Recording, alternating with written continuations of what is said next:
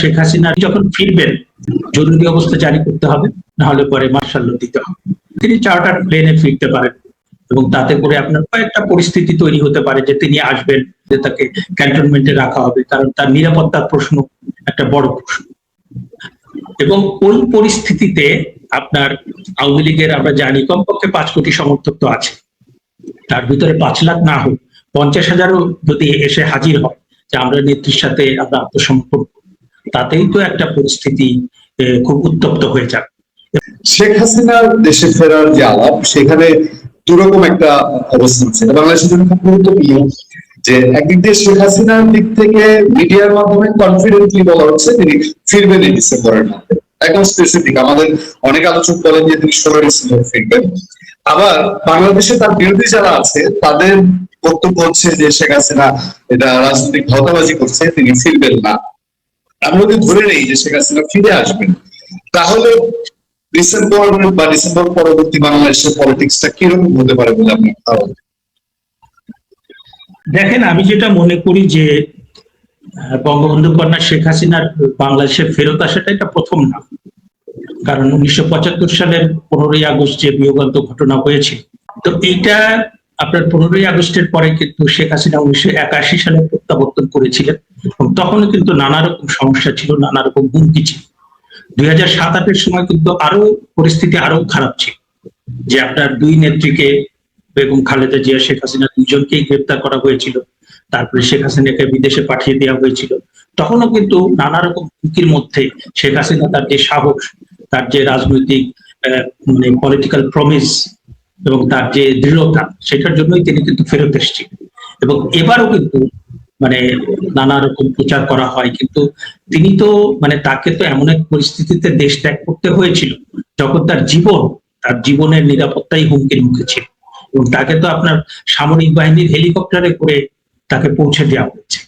হ্যাঁ, এবং তিনি ফিরবেন বাংলাদেশের মানুষের জন্য, তিনি ফিরবেন আওয়ামী লীগের নেতাকর্মীদের জন্য, তিনি ফিরবেন বাংলাদেশের মুক্তিযুদ্ধ এবং 71 সালে মুক্তিযুদ্ধ করে যে বাংলাদেশটা হয়েছিল সেটা আমরা দেখলাম যে কিভাবে পাকিস্তানি শকুনটা কামড়ে ধরেছে।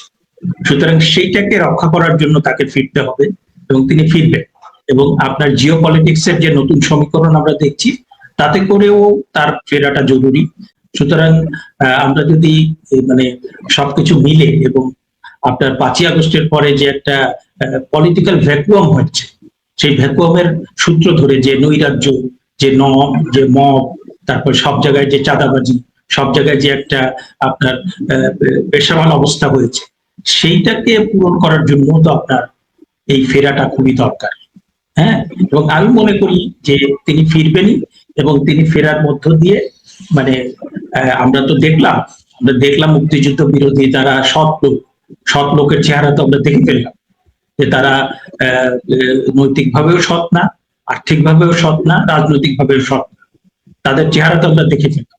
আর যে সমস্ত মানে ছাত্র নেতা, তারা কি পরিমাণ দুর্নীতি করেছে এবং তারা কি পরিমাণ বেয়াদব, তারা কি পরিমাণ অশ্লীল, তারা কি পরিমাণ পাকিস্তানের মানে মার্কিন যুক্তরাষ্ট্র পাকিস্তানের দালাল, সেটা তো আমরা দেখে ফেলতাম।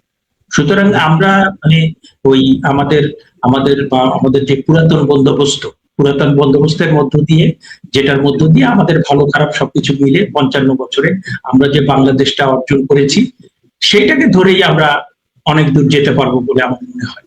সুতরাং আমি নিশ্চিত যে বঙ্গবন্ধু কন্যা ফিরবেন এবং তিনি তার পূর্ণ মর্যাদা, পূর্ণ সাহস, পূর্ণ সমর্থন সবকিছু নিয়েই ফিরবেন এবং তিনি সবার সাথে কথা বলেই ফিরবেন। এবং আমার কাছে মনে হয় যে বর্তমান সরকার এবং বর্তমান যারা আছে তাদের তো এটাকে ওয়েলকাম করা উচিত যে তিনি ফিরতে চাচ্ছেন। তিনি তো ফিরে বলছেন না যে তিনি প্রাইম মিনিস্টারের যে আসন সেখানে বসে যাবেন, তিনি তো বলছেন না যে তিনি আবার সংসদে গিয়ে বসবেন, তিনি তো বলছেন না তিনি এখানে এসে আরামায়েশের জীবন করবেন। তিনি বলছেন যে তাকে গ্রেপ্তার করা হতে পারে, তাকে ফাঁসিতে ঝুলিয়ে দেওয়া হতে পারে, তারপরেও তিনি ফিরতে চাচ্ছেন। তাহলে পরে আপনি তো এটা ওয়েলকাম না করার কোনো কারণ নেই। হ্যাঁ, আপনার তো এটা ওয়েলকাম করা উচিত। এবং এটা হলে আমার কাছে মনে হয় যে বাংলাদেশের ভিতরে যে দীর্ঘদিন ধরে যে আমরা নানা রকম ভারসাম্যহীন, আমরা যে মব ভায়োলেন্স, নৈরাজ্য, নানা রকম কিছু দেখছি, এটা একটা সুরাহা মোটামুটি হবে বলে আমি মার্কিন প্রেসিডেন্ট ডোনাল্ড ট্রাম্পের বিশেষ দূত সার্জিও গোর বাংলাদেশে ঘুরে গেছেন, খুব আলোচনা হচ্ছে। আপনার পর্যবেক্ষণ জানতে চাই যে উনি কেন বাংলাদেশে বসে ভারতীয় হাই কমিশনারের সাথে বৈঠক করলেন। আজকে জামাতও দেখলাম খুব রিয়েক্ট করেছে, যে জামাতের আমির বলছেন যে এটা যদি সৌজন্য সাক্ষাৎ হয় তাহলে কিছু বলার নাই, কিন্তু যদি দুই দেশের বিষয় নিয়ে আলাপ করে থাকে তাহলে এটা সরকারের সাথে হওয়া উচিত ছিল। আপনার কি মনে হয় সার্জিও গোরের এই বিশেষ সিগন্যাল? আমি যেটা মনে করি যে আপনার পুরো ইন্দো প্যাসিফিক যে রিজিয়ন এবং এশিয়ার একটা south Asia including south Asia, এখানে চীনের সাথে মার্কিন যুক্তরাষ্ট্রের একটা প্রতিদ্বন্দ্বিতা আছে, যে এখানে কার প্রভাব বলয় কতটা বিস্তৃত হবে। আমেরিকা সচেষ্ট তার প্রভাব বলয় বিস্তৃত করা, আবার চীন সচেষ্ট তার প্রভাব বলয় বিস্তৃত করা।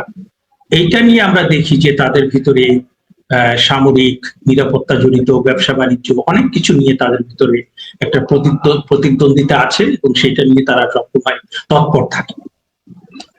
এবং এই যে আপনার সাউথ এশিয়া এবং ইন্দো প্যাসিফিক যে রিজন, এখানে কিন্তু আপনার একটা জিনিস স্পষ্ট যে মার্কিন যুক্তরাষ্ট্র এবং ভারত তাদের ভেতরে যে স্বার্থ, তাদের অনেক ক্ষেত্রে তাদের স্বার্থটা অভিন্ন, এবং তাদের দুজনের ভিতরে একটা স্ট্র্যাটেজিক কিন্তু আপনার বন্ধুত্ব, স্ট্র্যাটেজিক একটা মানে কৌশলগত একটা পার্টনারশিপ তাদের ভিতরে কিন্তু বিদ্যমান।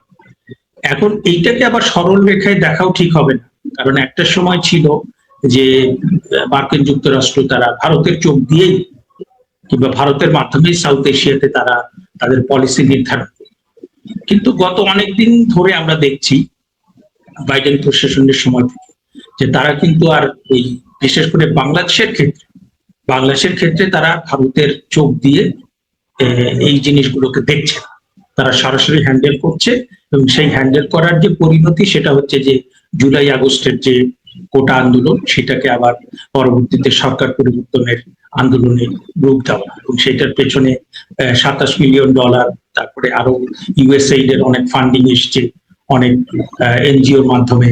আবার স্নাইপার রাইফেল কারা ব্যবহার করেছে আমরা জানি না। এটা মানে দেশি বিদেশি একটা শান্তিপূর্ণ আন্দোলন যদি হতো, সেই আন্দোলনে যদি সরকার পতন হতো, তাহলে আমার কিছু বলার ছিল না। আমরা তো 69-এর গণ অভ্যুত্থান সম্পর্কে জানি। আমরা বঙ্গবন্ধু যখন সরকার গঠন করেন তখন তো জাসদও অনেক আন্দোলন করেছে, পরবর্তীতে সামরিক সরকারের বিরুদ্ধে আন্দোলন হয়েছে। তা আমরা তো মানে অনেক রকম আন্দোলন হয়েছে, সরকার পতন হয়েছে, সরকার নতুন করে গঠিত হয়েছে, কিন্তু এই ধরনের যে এত এত মানুষের মৃত্যু, স্নাইপার রাইফেলের ব্যবহার, বিদেশি ফান্ডিং এইভাবে আসা, মানে এই যে মানে এত রকম অ্যাবনর্মালিটি, প্রায় কয়েকশো পুলিশকে হত্যা করে ফেলা, এই ধরনের কোনো অ্যাবনর্মালিটি কিন্তু আমরা দেখিনি। হ্যাঁ, তো এখন বিষয়টা হচ্ছে যে আপনার মার্কিন যুক্তরাষ্ট্র এবং ইন্ডিয়া তারা যদি বাংলাদেশ পলিসিতে একই থাকতো তাহলে পরে এই এত কিছু হতো না। মার্কিন যুক্তরাষ্ট্র এবং ইন্ডিয়ার ভেতরে যেহেতু গ্যাপ হয়ে গিয়েছে, এবং মার্কিন যুক্তরাষ্ট্র ইন্ডিয়ার চোখ দিয়ে বাংলাদেশকে দেখতে চায়নি, তারা নিজেদের চোখ দিয়েই বাংলাদেশকে দেখেছে, এবং তারা নিজেরাই ইন্দো প্যাসিফিক যে রিজিয়ন, এখানকার আমাদের যে এখন মোটামুটি আমরা সেটা সাবেক প্রধানমন্ত্রী বঙ্গবন্ধু কন্যা সেটা বলেছিলেন, কিন্তু এখন মোটামুটি এটা স্পষ্ট যে সেন্ট মার্টিন দ্বীপ এবং বঙ্গোপসাগর, এইখানে মার্কিন যুক্তরাষ্ট্র তাদের একটা সামরিক ঘাঁটি কিংবা কোনো একটা লজিস্টিক কিংবা কোনো একটা ফ্যাসিলিটি তারা চায়, যাতে করে তারা মিয়ানমার এবং চায়না, বঙ্গোপসাগর এই পুরো এলাকাতে তারা একটা নজরদারি করতে পারে। হ্যাঁ, যদিও তারা, আমি যতটুকু জানি, রোহিঙ্গাদের মধ্য দিয়ে, রোহিঙ্গা ক্যাম্পের মধ্য দিয়ে তারা ইনডিরেক্ট নজরদারিটা জারি রেখেছে। কারণ আপনি দেখবেন যে যত ইউরোপিয়ান ইউনিয়ন, জাতিসংঘ, মার্কিন যুক্তরাষ্ট্র যারা সফরে আসে, তাদের একটা নির্দিষ্ট রোহিঙ্গা ক্যাম্প সফর এটা কমন, এবং এইটা ওয়েস্টার্ন একটা স্ট্র্যাটেজি যে তারা ওইটার মধ্য দিয়ে একটা নজরদারি, একটা ভিন্ন রকম তৎপরতা তারা পরিচালনা করে, প্রথম থেকেই ছিল, এবং সেইটা তারা নিজেদের নানা রকম বাহিনীর মধ্য দিয়ে যেমন করে, আমাদের এখানে নানা রকম civil society, human rights organisation তাদের মাধ্যমে করে। হ্যাঁ, তো এখন যেটা হয়েছে যে মার্কিন যুক্তরাষ্ট্র তারা কিন্তু মানে তারা একটা পলিসি নিয়ে সেটাতে স্টিক করে বসে থাকে না, তারা কিন্তু কোনো একটা দেশের ক্ষেত্রে একটা পলিসি নিলে সেটা কতটুকু কাজ করছে, তাদের স্বার্থ উদ্ধার হচ্ছে কিনা, সেখানে পরিস্থিতি কতটা পরিবর্তন হচ্ছে। সুতরাং এইখানে মানে বিষয়টা হচ্ছে কয়েকটা মানে সার্জিও গোর এবং আমাদের খলিলুর রহমান সাহেব, আমাদের পররাষ্ট্রমন্ত্রী, তাদের ভিতরে কি আলাপ হয়েছে আমরা মানে নানা রকম স্পেকুলেশন, নানা রকম কথাবার্তা শুনেছি, কিন্তু কি আলাপ হয়েছে অনেক কিছুই আমরা জানি। তবে আমরা যেটা স্পষ্ট করে জানি সেটা হচ্ছে যে সার্জিও গো তিনি এখানকার যে ইন্ডিয়ান হাই কমিশনার তার সাথে এসে একটা মিটিং করেছেন, এবং সেটা মানে সেটা সবার মধ্যে একটা অন্যরকম প্রশ্ন জন্ম দিয়েছে, অন্যরকম একটা কৌতূহল জন্ম দিয়েছে যে তিনি ইউকের যে রাষ্ট্রদূত তার সাথে হাই কমিশনার তার সাথে মিটিং করলেন না, ইউরোপিয়ান ইউনিয়নের সাথে মিটিং করলেন না, চায়নার সাথে মিটিং করলেন না, শুধুমাত্র ভারতের হাই কমিশনার দীনেশ ত্রিবেদী তার সাথে কেন মিটিং করলেন? এটা একটা প্রশ্নের জন্ম দিয়েছে। আর একটা হচ্ছে যে আপনার যে মিটিংটা হয়েছে তারপরে পররাষ্ট্রমন্ত্রী খলিলুর রহমান উনি অনেক বিষয়ে প্রশ্ন করেছে, তিনি শুধু না না না না না বলেছেন। অথচ আমরা জানি যে আপনার সার্জিও গো তিনি মূলত এসেছেন যে বাংলাদেশের পররাষ্ট্র নীতি, নতুন সরকার সেটা তারা কোন ডাইরেকশনে চলবে, এটা কি চীনপন্থী হবে নাকি ভারতপন্থী হবে নাকি যুক্তরাষ্ট্রপন্থী হবে নাকি সবাইকে নিয়ে চলবে, এইটা বুঝতে কিন্তু তারা এসেছেন। মার্কিন যুক্তরাষ্ট্রের কিছু আপনার নিজস্ব স্বার্থের জায়গা আছে, যেমন তারা চীনকে কোনোভাবে ছাড় দিবে না, তারা কিন্তু রাশিয়াকে কোনোভাবে ছাড় দিবে না। এবং আপনি দেখবেন যে সাম্প্রতিক সময় কিন্তু মার্কিন যুক্তরাষ্ট্রের যারা বিশেষ দূত মানে তারা কোথাও সফরে গেলে মানে তারা একই সাথে বিশেষ দূত এবং একই সাথে তারা রেজিম চেঞ্জ এক্সপার্ট। সুতরাং তারা কোনো দেশে গেলে সেখানে সেটা নিয়ে নানা রকম উৎকণ্ঠা শুরু হয়ে যায়, এবং তারা ওই দেশ পরিত্যাগ করার পরে অনেক অ্যাবনর্মাল পরিস্থিতি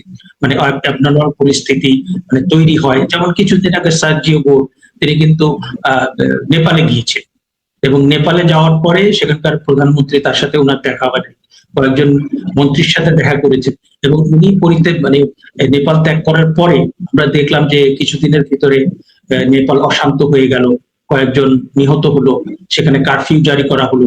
আবার আপনার মনে থাকবে ডোনাল্ড লু, উনি তো ওনাকে রেজিম চেঞ্জ এক্সপার্ট বলা হতো, উনি যখন পাকিস্তান গিয়েছিলেন, বিশেষ করে ইমরান খান রাশিয়াতে গিয়ে যখন ইউক্রেন রাশিয়া যুদ্ধ এখন প্রায় মানে শেষের দিকে যুদ্ধটা কিংবা অনেক দুর্বল হয়ে গিয়েছে, কিন্তু তখন রাশিয়া ইউক্রেন যে যুদ্ধটা ছিল ওই সময়ে আপনার ইমরান খান রাশিয়াতে সফর করাতে মার্কিন যুক্তরাষ্ট্র প্রচন্ড ভাবে ক্ষুব্ধ হয়েছে। তারা কোনোভাবে চায়নি যে পাকিস্তান মার্কিন বলয় থেকে রাশিয়ার দিকে ঝুঁকে যাক, এবং সেই জন্য কিন্তু ডোনাল্ড লু উনি গিয়ে বলেছিলেন যে তার যে একটা বার্তা ছিল যে ইমরান খানকে যে কোনোভাবেই ক্ষমতাচ্যুত করতে হবে। এবং ডোনাল্ড লু পাকিস্তান পরিত্যাগ করার পরেই মাসখানেকের ভিতরেই কিন্তু আমরা দেখলাম ওখানে অনাস্থা ভোটে ইমরান খান তিনি ক্ষমতাচ্যুত হলেন এবং পরবর্তীতে তাকে কারাগারে যেতে হলো। সুতরাং এই যে আপনার মানে বেশ কিছু ঘটনা যে মার্কিন যুক্তরাষ্ট্রের যারা দূত, বিশেষ দূত এবং কোন একটা নির্দিষ্ট রিজিয়নে যাদেরকে দায়িত্ব দেওয়া হয়েছে মার্কিন স্বার্থ দেখভাল করার জন্য, তারা একই সাথে মার্কিন যুক্তরাষ্ট্রের স্বার্থ দেখভাল করছেন, আবার একই সাথে মানে আমাদের মতো দুর্বল যে সমস্ত, যেখানে গণতন্ত্র দুর্বল, যেখানে অর্থনীতি দুর্বল, যদিও মানে অন্তত 5ই আগস্টের ঘটনাগুলোর পরে আমার কাছে মনে হয়েছে যে 5ই আগস্টের আগে আমাদের অর্থনীতিটা বেশ ভালোই চলছিল, নানা রকম অভিযোগ ছিল, টাকা পাচার, তারপরে ব্যাংকিং ব্যবস্থা দুর্বল হওয়া, কিন্তু তারপরেও যে অর্থনীতিটা এত শক্তিশালী হচ্ছে সেটা কিন্তু আমার কাছে একটা মানে $1 মিলিয়ন কোয়েশ্চেন, যে এত রকম পাচার হচ্ছে, এত কিছু হচ্ছে, তারপরে কি করে পদ্মা সেতু করার তো চারটিখানি কথা না, মেট্রো রেল করার তো চারটিখানি কথা না, তারপরে এত বড় বড় অবকাঠামো যে হচ্ছে, আপনার পৃথিবীর কোথাও কিন্তু ওই পাচার দুর্নীতি 100% রোধ করা যায় না, একটা কন্ট্রোলের মধ্যে থাকতে হয়। এবং আমাদের 5ই আগস্টের আগে যে বলা হলো টাকা পাচার হচ্ছে, দুর্নীতি হচ্ছে, 5ই আগস্টের পরে তো তার চেয়ে বেশি, আমরা তো সেটা তো কমতে দেখলাম না। এবং 5ই আগস্টের পরে তো আমার শিক্ষা, আমার স্বাস্থ্য, আমার বিশ্ববিদ্যালয়, আমার পুলিশ, আমার প্রশাসন, আমার ব্যবসা বাণিজ্য সবই তো দেখতেছি ধ্বংসের পথে, কোথাও তো আমি পজিটিভ কিছু দেখছি। সুতরাং আমার কাছে যেটা মনে হয় সার্জিও গো তিনি এসে মার্কিন যুক্তরাষ্ট্রের যে ইন্টারেস্ট, তাদের যে চাওয়াটা সেটা তিনি জানিয়ে গিয়েছেন। এবং একই সাথে মার্কিন যুক্তরাষ্ট্রের কিছু কিছু থাকে তো নিজস্ব স্বার্থ, যেটা হচ্ছে যে মার্কিন যুক্তরাষ্ট্রের যে সমস্ত মাল্টিন্যাশনাল কোম্পানি তারা কতটুকু বিজনেস করতে পারবে কি পারবে না, তাদের যে ব্যবসা বাণিজ্য সেটাকে আরো মসৃণ করা, তারা যেন খুব স্মুথলি এখানে ব্যবসা বাণিজ্য করতে পারে। মার্কিন যুক্তরাষ্ট্রের দেশীয় এবং বেসরকারি স্বার্থ, মানে বেসরকারি ব্যবসা বাণিজ্যিক স্বার্থগুলো যেন স্মুথ হয়। একই সাথে তাদের সামরিক নিরাপত্তা জনিত যে স্বার্থ, আবার তাদের যে প্রভাব বলয়, বৈশ্বিক প্রভাব বলয়, তারা মানে চীনকে কোনো স্পেস দিবে কিংবা চীনের দিকে যদি কেউ ঝুঁকে যায় তাহলে তারা সেটাকে ছাড় দিবে।